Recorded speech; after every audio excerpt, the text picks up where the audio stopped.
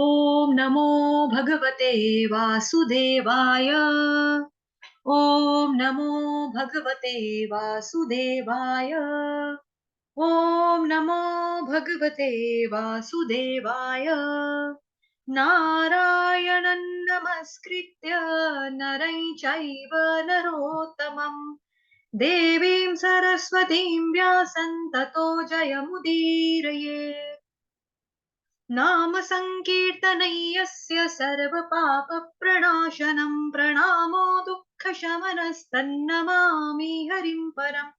नष्टप्रायेष्व भद्रेषु नित्यं भागवत सेवया भगवत्युत्तम श्लोके भक्तिर्भवति नैष्ठिकी। हरे कृष्णा। आप सभी लोगों का स्वागत है श्रीमद् भागवतम महापुराण की कक्षा में। तो हम पढ़ रहे हैं canto number 1, chapter number 1, verse number 1। जन्माद्यस्य यतोऽन्वयादितरतश्चार्थेष्वभिज्ञस्वराट् तेने ब्रह्महृदाय आदिकवये मुह्यन्ति यत्सूरयः तेजो वारिमृदां यथा विनिमयो यत्र त्रिसर्गो मृषा धाम्ना स्वेन सदा निरस्तकुहकं सत्यं परं धीमहि। इसका भावार्थ अगर कोई पढ़ना चाहे तो प्लीज हैंड रेस करो, मेरे को थोड़ी प्रॉब्लम हो रही है बोलने में। हैंड रेस करेगा कोई भावार्थ पढ़ने के लिए? आवाज आ रही है मेरी? हरे कृष्णा, मेरी आवाज आ रही है आप लोगों को? हरे कृष्ण माता माता जी। जी आप पढ़ लो भाव। हाँ। हे प्रभु, हे वासुदेव पुत्र श्री कृष्ण, हे सर्वव्यापी भगवान, मैं आपको सादर नमस्कार करता हूँ।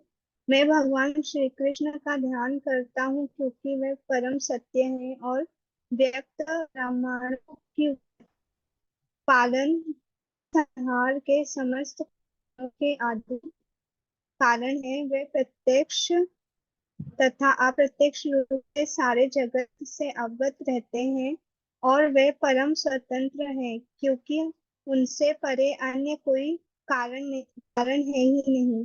उन्होंने ही सर्वप्रथम आदि जीव ब्रह्मा जी के हृदय में वैदिक ज्ञान प्रदान किया। उन्हीं के कारण बड़े बड़े मुनि तथा देवता उसी तरह मोह और मोह में पड़ जाते हैं जिस प्रकार अग्नि में जल जल में स्थिर देखकर कोई माया के द्वारा मोहग्रस्त हो जाता है। उन्हीं के कारण ये सारे भौतिक प्रमाण जो प्रकृति के तीनों गुणों को प्रतिक्रिया के कारण अस्थायी रूप से प्रकट होते हैं, वास्तविक लगते हैं जबकि वे अवास्तविक होते हैं। अतः मैं उन भगवान श्री कृष्ण का ध्यान करता हूँ जो भौतिक जगत के भ्रामक रूप से सर्वथा मुक्त अपने दिव्य धाम में नियंत्रण वास करते हैं। मैं उनका ध्यान करता हूँ क्योंकि वे ही परम सत्य हैं। हरे कृष्णा। हरे कृष्णा माता जी, थैंक यू सो मच, दंडवत प्रणाम। ओम अज्ञानतिमिरान्धस्य ज्ञानाञ्जनशलाकया चक्षुरुन्मिलितं येन तस्मै श्रीगुरुवे नमः। श्रीचैतन्यमनोभीष्टं स्थापितं येन भूतले स्वयं रूपः कदा मह्यं ददाति स्वपदान्तिकम्। वन्देऽहं श्रीगुरुः श्रीयुतपदकमलं श्रीगुरुन् वैष्णवांश्च श्रीरूपं साग्रजातं सहगण रघुनाथान्वितं तं सजीवं साद्वैतं सावधूतं परिजनसहितं कृष्णचैतन्यदेवं श्रीराधा कृष्णपादान् सहगण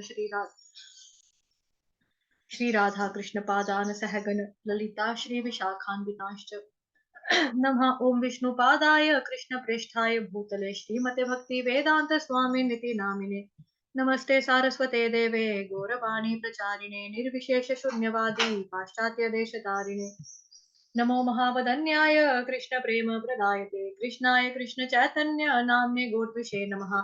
हे कृष्ण करुणा सिंधो दीनबंधो जगतपते गोपेश गोपिका कांत श्री राधा कांत नमोस्तुते।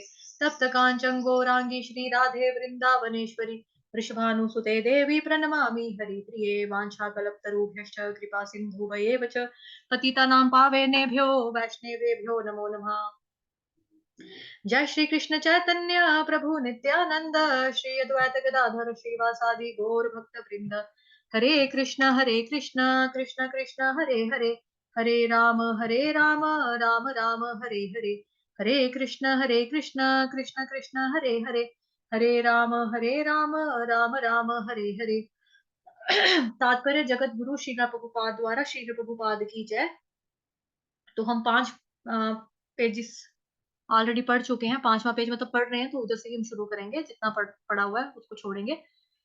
श्रीमद् भागवतम भगवान की अंतरंगा शक्ति द्वारा प्रदर्शित उनके स्वरूप का आख्यान है, और यह अंतरंगा शक्ति हमारे अनुभव गम्य दृश्य जगत को उत्पन्न करने वाली बहिरंगा शक्ति से भिन्न होती है। श्रील व्यासदेव ने इस श्लोक में इन दोनों शक्तियों को अंतर स्पष्ट किया है। वे कहते हैं कि प्रकट अंतरंगा शक्ति वास्तविक है, जबकि भौतिक जगत के रूप में प्रकट होने वाली बहिरंगा शक्ति अनित्य है और मृग मृच्छिका जैसी है। मृग मृच्छिका में वास्तविक जल नहीं रहता, किंतु केवल जल का आभास रहता है। वास्तविक जल तो कहीं अन्यत्र ही रहता है। यह दृश्य जगत एक वास्तविकता जैसा प्रतीत होता है, किंतु वास्तविकता तो आध्यात्मिक जगत में होती है। यह तो उसकी छाया यानी कि प्रतिबिंब मात्र है। परम सत्य तो वैकुंठ लोक चिदाकाश में है, भौतिक आकाश में नहीं। भौतिक आकाश में प्रत्येक वस्तु सापेक्ष सत्य है। तो यहाँ तक ऑलरेडी हमने डिस्कस किया हुआ है कि अभी ये जो हमने पढ़ी है लाइंस श्लोक की, इतना मैंने आपको 3 दिन लगातार एक्सप्लेन किया था अंतरंगा बहिरंगा शक्ति के बारे में। आई होप आप लोगों को ज्ञान है उसका भी। उसके बारे में चर्चा नहीं करेंगे, बिकॉज बहुत डीप वे में मैंने आपको बता दिया उसका। ठीक है, जिनका लेक्चर मिस हुआ है वो लास्ट 3 डेज की आई थिंक 4 डेज की वीडियोस देखेंगे, वहां से उनको पता लग जाएगा। तो आह्लादनी शक्ति क्या है? इस शक्ति के द्वारा भगवान को सुख मिलता है।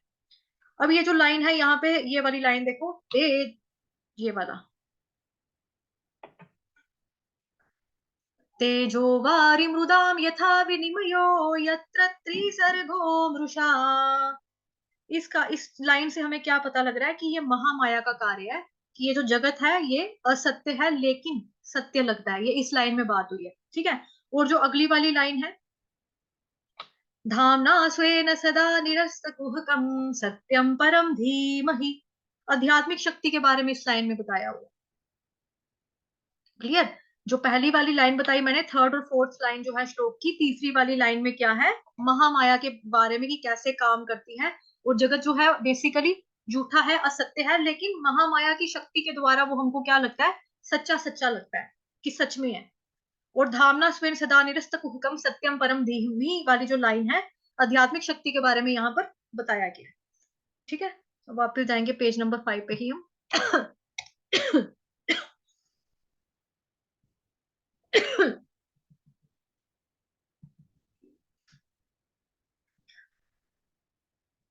तो अंतरंगा शक्ति जो है लिखा है वास्तविक है, बहिरंगा शक्ति जो है लिखा है यहाँ पे अनित्य है। ठीक है, जैसे अभी कहाँ से पढ़ा था, निकल गया, कहाँ गया?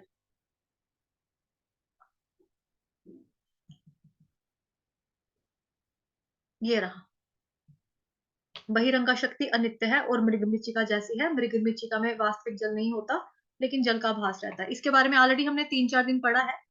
लेकिन अभी देखो इसमें क्या है, बहिरंगा शक्ति अनित्य है। अनित्य का मतलब क्या हुआ?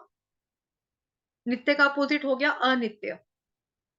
तो इसका मतलब ये है यहाँ पे बताने का कि बहिरंगा शक्ति का जो प्राकट्य है ना, वो अनित्य है।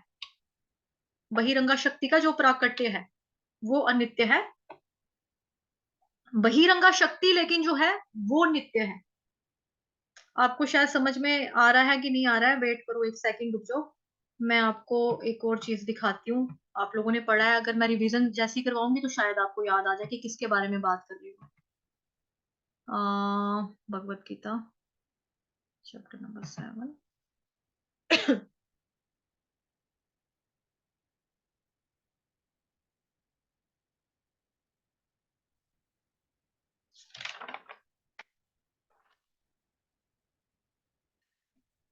Page number 4।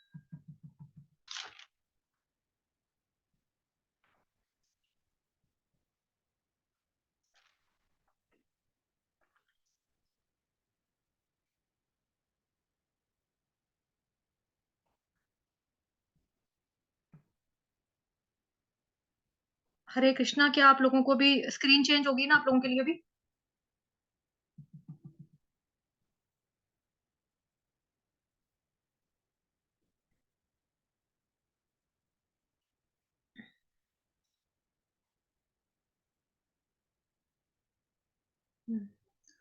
श्लोक नंबर यहाँ पे दिखाती हूँ आपको।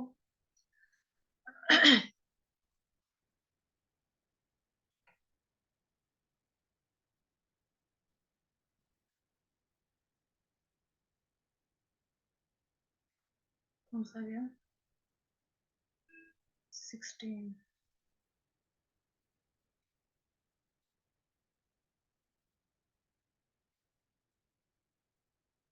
ये देखो, ये वाला जो है श्लोक हमने ऑलरेडी पढ़ा हुआ है इसके बारे में, श्रीमद् भगवत गीता में 7th चैप्टर। ठीक है, ये वाला श्लोक। दैवी एषा गुणमयी मम माया दुरत्यया मामेव ये प्रपद्यन्ते मायामेतां तरन्ति ते। तो इस श्लोक में क्या भगवान बता रहे हैं? अनुवाद में बताया जा रहा है कि प्रकृति के 3 गुणों वाली मेरी इस दैवी शक्ति को पार कर पाना कठिन है, किंतु जो मेरे शरणागत हो जाते हैं वे इसको सरलता से पार कर जाते हैं। ठीक है, अब यहाँ पे जो तात्पर्य है, तात्पर्य में देखते हैं कि प्रभुपाद जी ने क्या बताया है। इसकी चौथी लाइन देखो यहाँ पे, 1 2 3 4, यहां से देखो।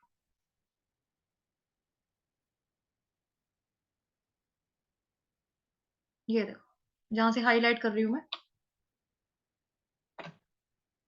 ठीक, जैसा कि पहले कहा जा चुका है, परा तथा अपरा शक्तियां भगवान से उद्भूत होने के कारण नित्य हैं।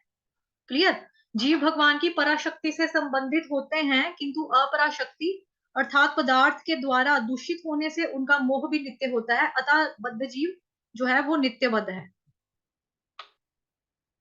कोई भी उसकी बद्ध होने की तिथि को नहीं बता सकता, फलस्वरूप प्रकृति के चुंगल से उसको छूटा पाना कठिन है, भले ही प्रकृति अपराशक्ति ही क्यों ना हो, लांग पाना कठिन है।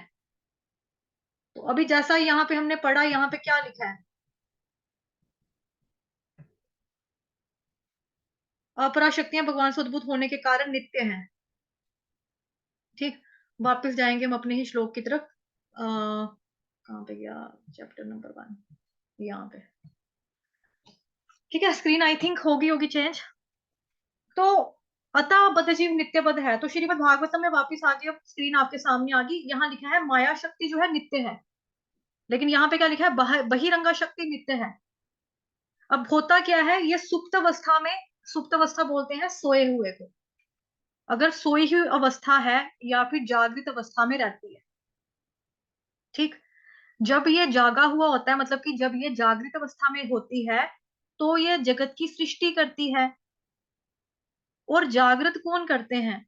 भगवान कृष्ण करते हैं, या फिर हम ये भी कह सकते हैं कि भगवान विष्णु करते हैं, क्योंकि क्रिएशन का काम भगवान कृष्ण ने उनको दिया हुआ है। तो जैसा कि भगवान की मर्जी के बिना कोई पत्ता भी नहीं हिलता, तो उसमें में देखा जाए तो कृष्ण भगवान का नाम लिया मैंने यहाँ पे कि जगत की सृष्टि कौन कर रहा है? वास्तव में श्री कृष्ण ही कर रहे हैं। तो ये जो यहाँ लिखा है बहिरंगा शक्ति नित्य है, तो बेसिकली क्या है? माया शक्ति नित्य है, शाश्वत है, लेकिन इसकी मैनिफेस्टेशन जो होती है वो कभी होती है तो कभी नहीं होती। इसीलिए प्रभुपाद जी ने यहाँ तात्पर्य में लिख दिया है कि बहिरंगा शक्ति अनित्य है, जिसको मैंने हाईलाइट किया हुआ। ठीक है, तो तभी करके प्रभुपाद जी ने यहाँ पर क्या बताया? यहाँ पर बहिरंगा यानी कि माया शक्ति अनित्य है। माया शक्ति नित्य भी है वैसे, माया शक्ति जो है बेसिकली नित्य ही होती है, लेकिन उसका प्रकटीकरण जो होता है, ये जगत प्रकटीकरण जो होता है वो वाला, ये चीज जो है ये अनित्य है, मतलब नॉन एटर्नल है, हमेशा नहीं रहने वाला। लेकिन बहिरंगा शक्ति क्या होगी? बाहर से बाहर रहने वाली शक्ति, उनसे भगवान जी से दूर रहने वाली शक्ति, एटर्नल, वो शाश्वत है, लेकिन इसका जो प्रकटीकरण है वो नित्य नहीं है। अभी क्लियर हुआ इस लाइन का क्या मतलब है? अगर क्लियर हो गया थम्स अप दे दो, समझ में आ गई ये वाली लाइन तो। ये कंफ्यूज नहीं होना, मैंने कंफ्यूजन क्लियर कर दिया 7 चैप्टर में ले जाकर आपको। Thank you Prabhu ji. Okay, बाकी सब लोगों को हुआ क्लियर कि यहाँ पे क्यों प्रभुपाद जी ने लिख दिया अनित्य है? क्लियर हो गई नहीं ये वाली बात आपको? चलो शाबाश, ठीक है, आगे चलते हैं।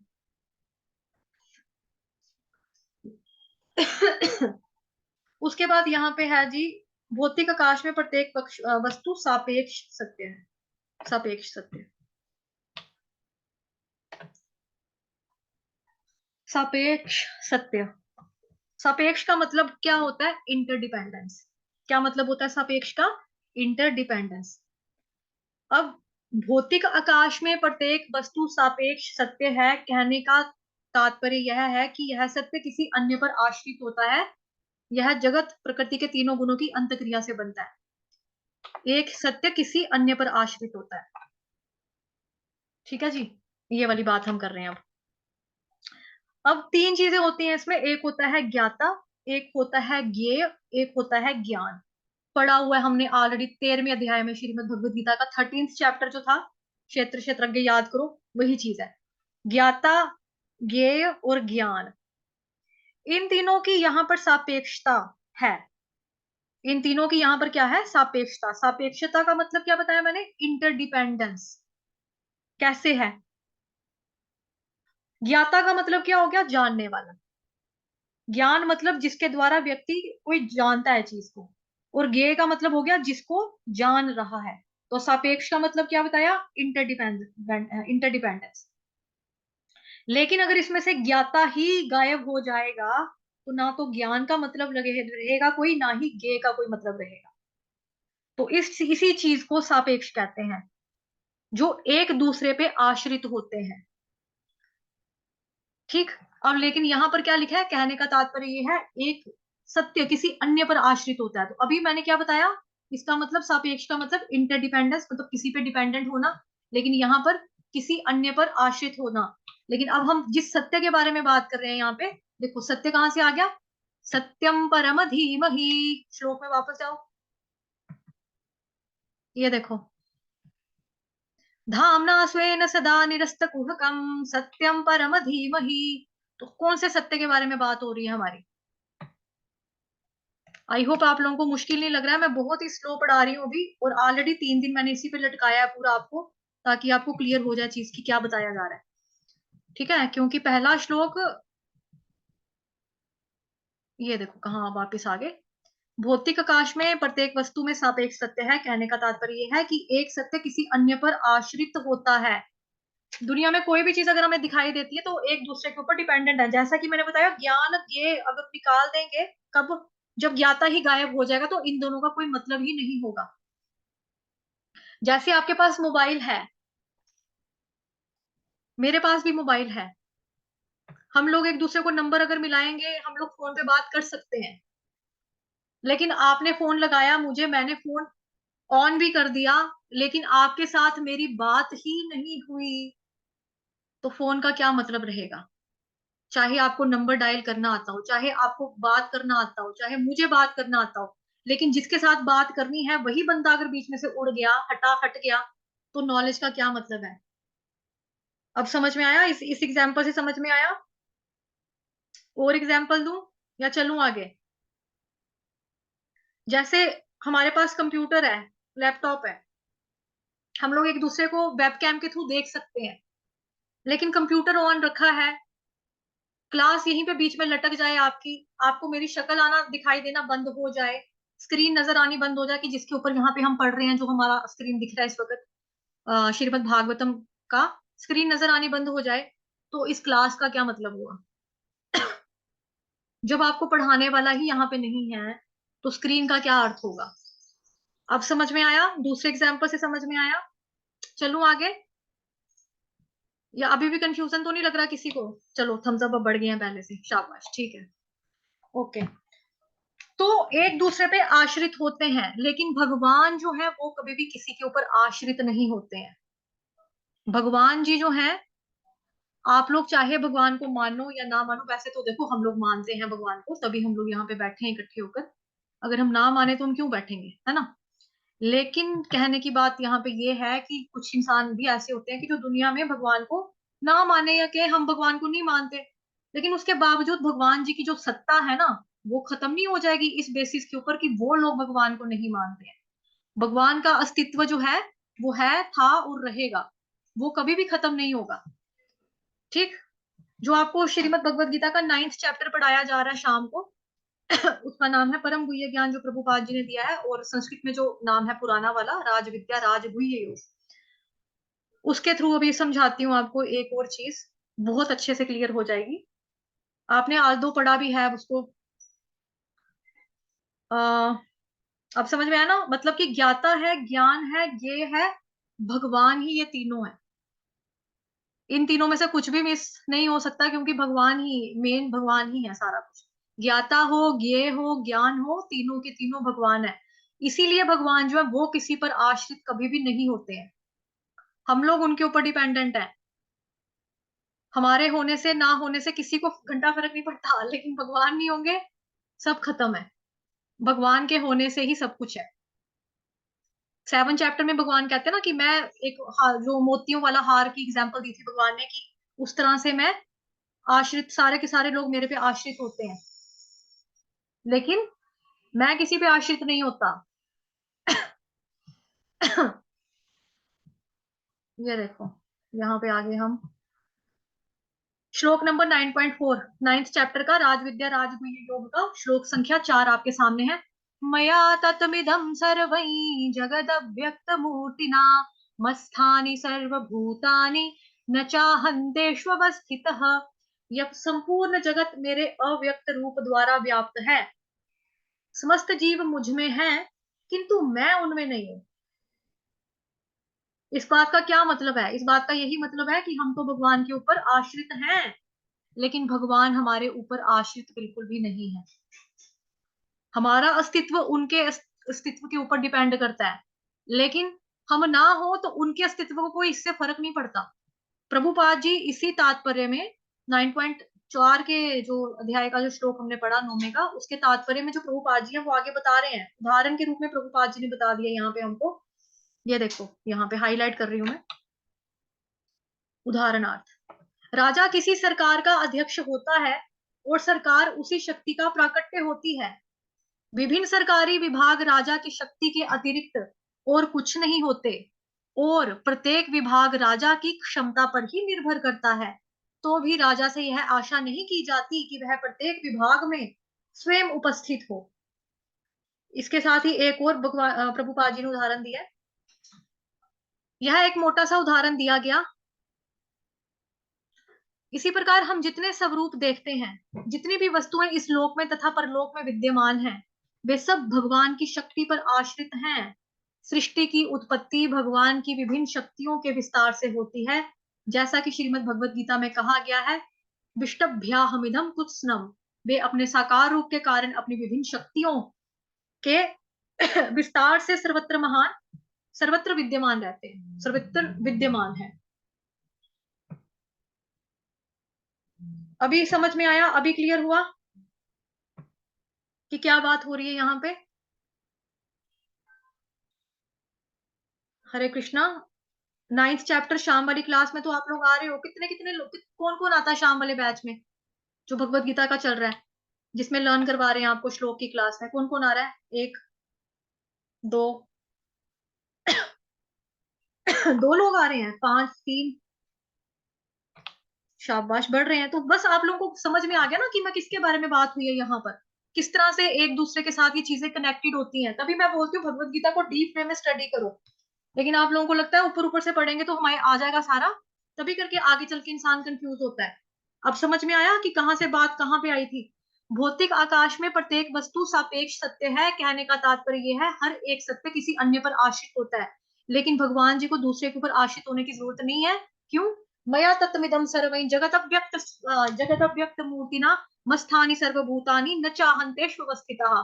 कि पूरा जगत मेरे अव्यक्त रूप के द्वारा व्याप्त है, सारे के सारे जीव मेरे में हैं, लेकिन मैं उनमें नहीं हूं। तो इस श्लोक को भगवत गीता में 9.4 और 5 को ये भी बोला गया है कि ये जो श्लोक है ये कॉन्ट्राडिक्टरी श्लोक है, विरोधाभास श्लोक है। एक तरफ भगवान कुछ कहते हैं, दूसरी तरफ कुछ कह रहे हैं। लेकिन आई होप अब आपको मैंने 2 श्लोकास का जो रेफरेंस दिया, और जो ऑलरेडी बहुत डीप वे में मैंने आपको सिखाया था, पढ़ाया था दोपहर वाले बैच में भी, 2 बजे वाली क्लास में भी, आपको याद होगा। उसका टाइम चेंज करके 12 बजे वाले रखा था बैच का। अभी याद आया कि कहाँ पे पढ़ा हमने? सारा मैंने अच्छे से पढ़ाया हुआ है। तो मतलब बात वही है कि भगवान जी के ऊपर सारे के सारे आश्रित हैं, बट भगवान किसी पर भी आश्रित नहीं है। और ज्यादा आसान भाषा में बता देती हूँ। कृष्ण क्या है? एब्सोल्यूट ट्रुथ, परम सत्य की बात हो रही है ना यहाँ पे। तो कृष्ण भगवान क्या है? एब्सोल्यूट ट्रुथ है। इंग्लिश में बता देती हूँ थोड़ा सा।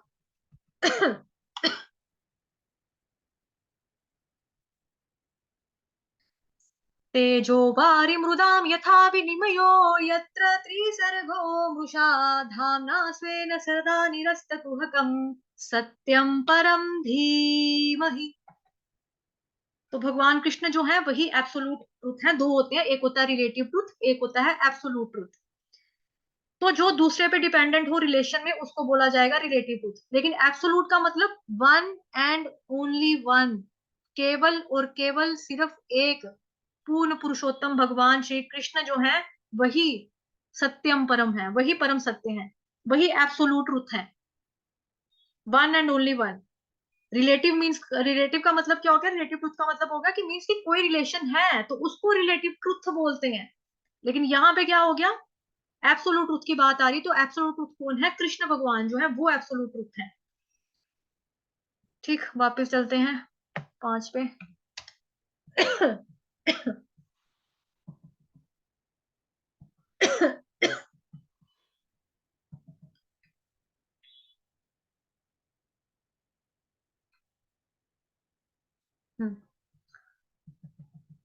हरे कृष्णा।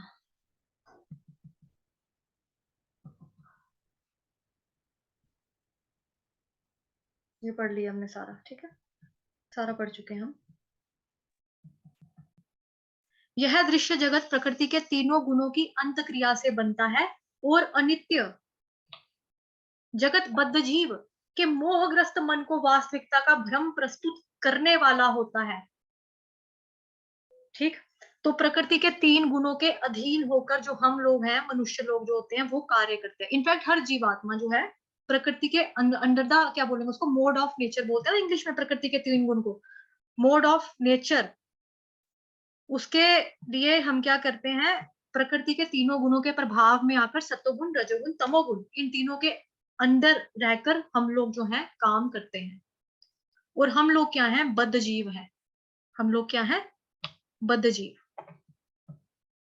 हम लोग हैं बद्ध जीव। और जो बद्ध जीव है उसको क्या लगता है कि ये कार्य मैं कर रहा हूं। और भगवत गीता में भगवान ने बताया है कि हम अपने आप को कर्ता समझते हैं, बट वास्तव में कर्ता हम नहीं है। Law of nature. हाँ माता जी, माता जी शाम की क्लास का लिंक कहाँ पर आता है? प्रभु जी लिंक सेम है क्लास का, 7 बजे क्लास होती है Monday to Friday Bhagavad Gita की। भागवतम की मंडे टू सैटरडे होती है, लिंक सेम है। शाम 7 बजे भगवत गीता की होगी, मॉर्निंग में 10 बजे भागवतम की क्लास है, ठीक है, लिंक सेम है। तो अभी हम बात कर रहे हैं यहाँ पे बद्ध जीव की। प्रकृति के तीनों गुणों के अंदर अधीन होकर इंसान कार्य करता है। हम बद्ध जीव हैं। हमको क्या लगता है कि हम कार्य कर रहे हैं, बट वास्तव में हम कार्य नहीं कर रहे होते हैं। हमसे प्रकृति के 3 गुण यानी कि माया देवी कार्य करवा रही होती है। आपने फोटो देखी होगी भगवत गीता में कि 3 का ऊपर होती हैं वो देवियां हैं, उनके हाथ में धागे हैं और धागे के थ्रू क्या है? इंसान बंधे हुए हैं जो कि कठपुतलियों की तरह प्रतीत हो रहे हैं। तो हमको नचाने वाला तो कोई और है, तो इंजॉय वो हमको कर रहे हैं। सिचुएशंस में वो हमें डालते हैं, हम डलते हैं, और वो हमारे कि किस तरह से हम काम कर रहे हैं, किस तरह से हम गुस्से में आते हैं, किस तरह से हम तैश में आते हैं, किस तरह से हम रो पड़ते हैं, किस तरह से हम हंस पड़ते हैं, किस तरह से हम अपने आप को एंजॉयर मानते हैं कि हाँ हम मैं खाऊंगा, हाँ मैं एंजॉय करूंगा। बट वास्तव में भोक्ता हम नहीं है, बद्ध जीव है हम। हमको लगता है कि हम एंजॉयर हैं, बट हम नहीं होते। तो ये हमारा क्या है? ये केवल भ्रम। बद्ध जीव के मोहग्रस्त मन को वास्तविकता का भ्रम प्रस्तुत करने वाला होता है ये।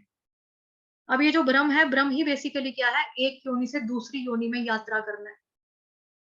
ये भ्रम है कि हमको लगता है कि हम इंजॉय कर रहे हैं, हम भोग रहे हैं, जो कुछ हो रहा है हमारी मर्जी से हो रहा है, हम करने वाले हैं। और ये मुझे मिला, ये मैंने चाहा, ये मैंने इसके लिए वो क्या की यार, उर्दू में क्या बोलते हैं, अगर तुम किसी चीज को पाने के लिए लग जाओ, कायनात भी तुमको मिलाने के लिए आता है ना एक डायलॉग कुछ ऐसा, तो वो हमको लगता है, बट बेसिकली ये हमारा भ्रम है। और इसी भ्रम की वजह से हमारा क्या होता है? पुनरअपि जन्मा पुनरअपि मरना। बार बार पैदा हो रहे हैं, बार बार हम मर रहे हैं, बार बार जन्म जरा मृत्यु व्याधि 84 लाख योनियां, और हमको लगता है कि हम इंजॉय कर रहे हैं, बट बेसिकली हमको इंजॉय कोई और ही करने वाला है। सुप्रीम इंजॉयर कौन है? कृष्ण भगवान है। तो दो तरह की जो शक्तियां हैं यहाँ पे, अंतरंगा और बहिरंगा। बद्ध जीव होने के कारण जीव आत्मा हम भगवान जी की शक्ति के अंश हैं, उसकी वजह से भगवान जी ने हमारे को चॉइस दे दी, या तो तू अंतरंगा शक्ति की तरफ जा या बहिरंगा शक्ति की तरफ जा। अब अगर हम बुद्धिमान होंगे तो अंतरंगा शक्ति की तरफ ही जाएंगे, क्योंकि वो वाली शक्ति क्या है? भगवान की खुद की है, मतलब ये भी भगवान की है, बट ये वाली जो दूसरी वाली माया शक्ति है बेसिकली, ये शंकर भगवान की वाइफ यानी कि दुर्गा माता वो है। और वो काय के लिए होती है? दुर्ग किसको बोलते हैं? जेल को बोलते हैं।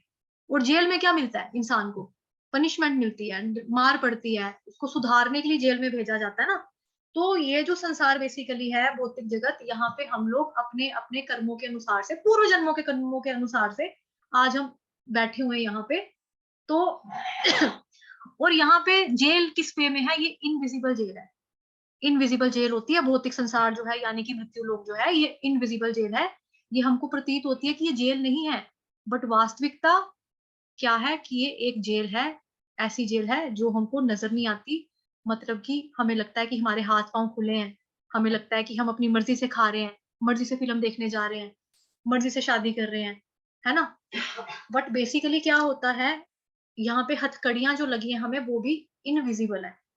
जैसे प्रकृति के 3 गुणों में रस्सियां जो हैं वो दिखती है ना हमें। अब जैसे कठपुतली का डांस हम लोग देखने जाते हैं, जयपुर में, राजस्थान में आमतौर पे देखते हैं हम लोग, है ना। कठपुतली के डांस में जो धागा होता है ना काले रंग का, वो विजिबल नहीं होता। और ना ही जो उसको नचाने वाली, कठपुतलियों का डांस करवाने वाली जो लोग होते हैं, अंकल या आंटी जो भी होते हैं, वो ऊपर से ही नचवा रहे होते हैं, बट उनकी शक्ल नहीं नजर आती। हमारा फोकस स्टेज के ऊपर कहाँ होता है? कठपुतली किस तरह से डांस कर रही है, हम लोग उसको देखते हैं, बट उसको नचाने वाला जो होता है वो ऊपर बैठ के ही कर रहा होता है। तो माया देवी जो है ये बेसिकली ये चीजें करती है, लेकिन किसके लिए करती है? जो इंसान भगवान जी से विमुख होता है, वो माया के प्रभाव में ज्यादा उसके ऊपर असर होता है। तो माया जो है ये बहुत ज्यादा डेंजरस है, ये इसको हल्के में ना ले कोई भी, क्योंकि हमने पढ़ा था 3 दिन पूरा कि किस तरह से हमारे ऋषि मुनि नहीं बच पाए, देवता तक नहीं बच पाए। तो जेल में क्या होता है? सुधार के लिए भेजा जाता है। तो बेसिकली यहाँ पर भी हमको सुधार के लिए भेजा हुआ है जीवात्मा को, कि बद्ध आत्मा जो है, हम तो नित्य बद्ध और पता नहीं कब से बद्ध हैं, और अपने आप को कर्मा का जो मैट्रिक्स होता है इतना ज्यादा कम्प्लेक्स कर लेते हैं, इतना कम्प्लेक्स कर लेते हैं कि बार बार 84 लाख योनियां करते ही रहते हैं हम लोग। तो पुनरपि जन्मा पुनरपि मरणम, ये हमारा भ्रम है बेसिकली कि हम इंजॉयर है, बट ये हमारा भ्रम है, हम इंजॉयर नहीं है, हमको इंजॉय कोई और ही कर रहा है। और हमारा इस भ्रम की वजह से हम एक योनि से दूसरी योनि के अंदर यात्रा करते हैं। अब यहाँ और क्या लिखा है आगे देखते हैं। बद्ध जीव अनेकानेक योनियों में प्रकट होते हैं, क्लियर, जिनमें ब्रह्मा, इंद्र, चंद्र जैसे उच्चतर देवता भी सम्मिलित है। तो कोई सोचे कि ब्रह्मलोक जो है ना सबसे ऊपर है, टॉप के ऊपर, चलो मजा है वहां पे, मतलब टॉप तो नहीं कहेंगे, लेकिन ब्रह्मलोक मतलब उस वे में ऊंचा है ना, हमारे हिसाब से तो बहुत ऊंचा, बहुत ऊंचा। लेकिन वहां पे भी हमने भगवत गीता में पढ़ लिया कि ब्रह्मा जी की भी मृत्यु होती है, ब्रह्मा जी का भी दिन होता है, ब्रह्मा जी की भी रात होती है, ब्रह्मा जी भी सोते हैं, रेस्ट करते हैं, तो कैसे प्रलय आ जाती है, उठते हैं तो दोबारा से काम पे लग जाते हैं। तो हमको ही अगर कोई ऐसा काम मिले कि हम आज अपना घर बनाएं और हमको पता है अगर हम सोएंगे, निन्नी करेंगे और उठेंगे तो हमारा घर तबाह हुआ वो मिलेगा, अगले दिन वापस घर बनाना है, तो हम क्या सोचेंगे? यार इससे अच्छा है बनाओ ही नहीं, क्या स्यापा पड़ना है, बनाने का पहले बनाओ, अगले दिन तबाह, फिर बनाओ, फिर तबाह, फिर बनाओ, फिर तबाह, हम नहीं बनाएंगे। तो बद्धजीव अनेकानेक योनियों में प्रकट होते हैं, जिनमें ब्रह्मा, इंद्र, चंद्र जैसे उच्चतर देवता भी सम्मिलित हैं। यथार्थ में प्रकट जगत में कोई वास्तविकता नहीं है, किंतु ये वास्तविक जैसा प्रतीत होता है। वास्तविकता का वास्तविकता का अस्तित्व तो वैकुंठ लोक में है, जहां पुरुषोत्तम भगवान अपनी दिव्य सामग्री के साथ नित्यमान विद्यमान रहते हैं। भगवत गीता 15वां चैप्टर, उसका श्लोक 15 पॉइंट चैप्टर का पंचमा, छठा श्लोक जो है, न तद्भासयते सूर्यो न शशांको न पावकः यद्गत्वा न निवर्तन्ते तद्धाम परमं मम। तो भगवान वहां पे हमको ट्रेलर दिखाते हैं कि मेरा आध्यात्मिक जगत कैसा है, कि वहां पर कुछ भी सूरज चांद जैसी चीजों की भी जरूरत नहीं है। अब जैसे यहाँ पे पता है ना, चंद्रमा जैसे उच्चतर देवता भी सम्मिलित है। तो भगवान जी का जो लोक है, यानी कि गोलोक वृंदावन धाम, जो भगवान जी का अपना खुद का घर है, वहां पर सूरज चांद अग्नि पावक इन चीजों की जरूरत नहीं पड़ती, बिकॉज भगवान की खुद की आध्यात्मिक बॉडी जो है उसकी ही रोशनी इतनी तेज है कि वहां पे लाइट आर्टिफिशियल चीजों की भी जरूरत नहीं है। हमको तो आर्टिफिशियल चीजें चाहिए ना, हमको सूरज चांद तो चाहिए, ये तो नेचुरल है। लेकिन साथ ही हमको घर में खाना पकाना है, बिजली भी चाहिए, आग चाहिए, गैस सिलेंडर चाहिए, ठीक है। मोबाइल पे भी बात करनी है तो चार्जर चाहिए। चार्जर कैसे चलेगा? बिजली के थ्रू चलेगा। तो हमको तो हवा पानी अग्नि आकाश, हमको तो ये सारी चीजें चाहिए। लेकिन वहां भगवान ने फ्री में दिया, फिर भी हमको आर्टिफिशियल भी चाहिए, उसके बिना भी हमारा गुजारा नहीं होता। लेकिन भगवान के वहां पे वो चीज नहीं है। अब यहाँ पे वैकुंठ लोक बताया जा रहा है।